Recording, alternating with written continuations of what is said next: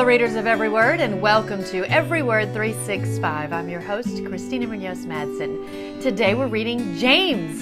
I know I say this a lot, but this is a great book to read through beginning to the end. It starts with one of my all-time favorites. Dear brothers and sisters, when troubles of any kind come your way, consider it an opportunity for great joy. For you know that when your faith is tested, your endurance has a chance to grow. So let it grow, for when your endurance is fully developed, you will be perfect and complete, needing nothing. That's James 1, 2 through 4. You might be familiar with the Consider It Pure Joy version, but I actually like the way this translation's written. Please take a second to really read through that. I'm guessing most of us don't feel super joyful when we face really bad things, but that's one of the big things that should set us apart from others as Christians. The author of this letter or epistle is James, also called James the Just, who is thought to be the brother of Jesus Christ. James was not a believer until after the resurrection. He became the head of the Jerusalem church and is mentioned first as a pillar of the church. As for the date of the writing, the book of James is probably the oldest of the New Testament, written perhaps as early as AD 45, before the first council of Jerusalem in AD 50. Now, James was martyred in approximately AD 62, according to the historian Josephus. The purpose of the writing. Some think that this epistle was written in response to an overzealous interpretation of Paul's teaching regarding faith. This extreme view, called antinomianism, held that through faith in Christ, one is completely free from all Old Testament law, all legalism, all secular law, and all the morality of a society. The book of James is directed to Jewish Christians scattered among all the nations. Martin Luther, who detested this letter and called it the Epistle of Straw, failed to recognize that James's teaching on works complemented, not contradicted, Paul's teaching on faith.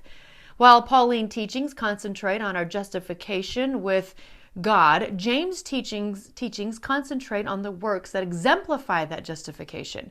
James was writing to Jews to encourage them to continue growing in this new Christian faith. James emphasizes that good actions will naturally flow from those who are filled with the Spirit and questions whether someone may or may not have saving faith if the fruits of the Spirit cannot be seen. Wow. I'll share more from Got Questions in just a moment, but after reading this book, I really do understand why it barely made the cut into the New Testament. That's because it can sound like it's saying works equal salvation, which means you have to do good works to get into heaven.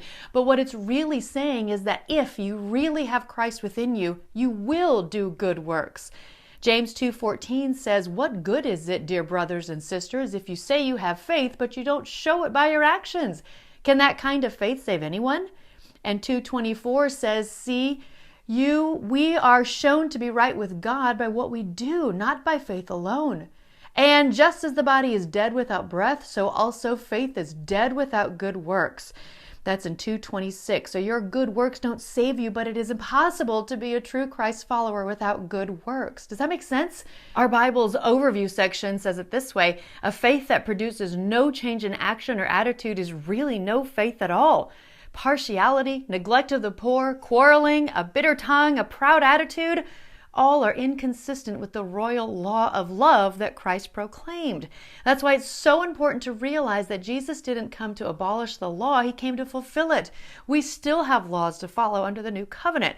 They just don't look the same as the Old Testament. And of course, I'm including a couple of links for more on this topic. It can be very confusing, so I really want to help make it clear, so please reach out if you have any questions. Here's a few more nuggets. James 1:19, my dear brothers, take note of this. Everyone should be quick to listen, slow to speak, and slow to become angry. Such great advice. James 3:5, likewise, the tongue is a small part of the body, but it makes great boasts. Consider what a great forest is set on fire by a small spark. I always tell my daughters, your words matter. James 5:16b, the prayer of a righteous man is powerful and effective.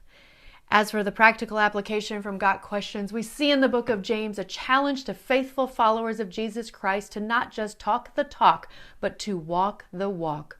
While our faith walk, to be certain, requires a growth of knowledge about the Word, James exhorts us to not stop there. Many Christians will find this epistle challenging as James presents 60 obligations in only 108 verses. He focuses on the truths of Jesus' words in the Sermon on the Mount and motivates us to act upon what he taught. This letter also puts to rest the idea that one can become a Christian and yet continue living in sin, exhibiting no fruit of righteousness. Such a faith, James declares, is shared by the demons who believe and tremble.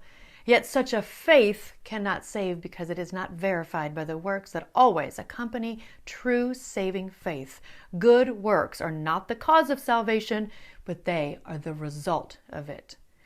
I once had a conversation with someone who clearly was not a believer based on his actions, and when questioned about it, he said, "I believe in God," as if that were enough. The best rebuttal to that statement I've ever heard is, "So does Satan." So what makes us different from Satan and the demons who also believe and fear God? Our actions, our words, and how we live. If that doesn't make you want to be a kinder, more loving person, I don't know what will. And of course, I'm including more links on just who James was, as well as an entire page full of links all about the book of James and stories in it. So you have plenty to look through if you have time. If you don't, again, this is all about reading every word and just giving you resources if you have time and want to dig further.